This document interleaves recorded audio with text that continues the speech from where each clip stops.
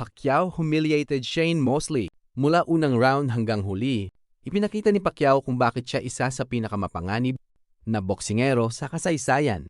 Mosley couldn't handle Pacquiao's speed. Sobrang bilis ng mga suntok ni Pacquiao kaya halos hindi na makasabay si Shane Mosley. Pacquiao dropped Shane Mosley. Isang malinis na suntok lang ang kailangan ni Pacquiao para pabagsakin ang dating world champion.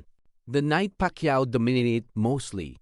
Ito ang gabing lubos na kinontrol ni Pacquiao ang laban at ipinakita ang kanyang world-class na galing. Shane Mosley had no answer for Pacquiao. Kahit anong diskarte ang gawin ni Mosley, wala siyang naging sagot sa bilis at kombinasyon ni Pacquiao. Pacquiao was simply untouchable. Napakahirap tamaan ni Pacquiao dahil sa kanyang napakagandang footwork at depensa. Mosley got outclassed by Pacquiao. Kitang-kita ang agwat ng kanilang performance. Habang tuloy-tuloy ang pag-atake ni Pacquiao, Pacquiao put on a boxing masterclass. Isang tunay na boxing clinic ang ipinakita ni Pacquiao sa harap ng buong mundo. The fight that proved Pacquiao was elite.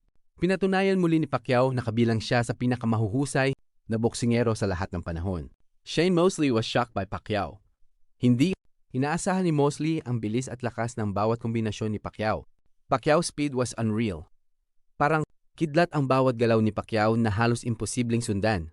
Mosley couldn't catch Pacquiao. Laging nauunahan si Mosley dahil sa mabilis na kilos at mahusay na depensa ni Pacquiao. Pacquiao's left hand changed everything. Ang kaliwang suntok ni Pacquiao ang naging susi para kontrolin ang buong laban. The Pacquiao performance fans will never forget. Isa ito sa mga laban na hinding-hindi malilimutan ng mga tunay na boxing fans. Pacquiao was too fast for Mosley. Bawat atake ni Pacquiao ay mabilis, eksakto at napakahirap depensahan. Shane Mosley could only watch. Maraming pagkakataon na tila nanunood na lang si Mosley. Sa walang tigil na opensa ni Pacquiao, Pacquiao dominated every round.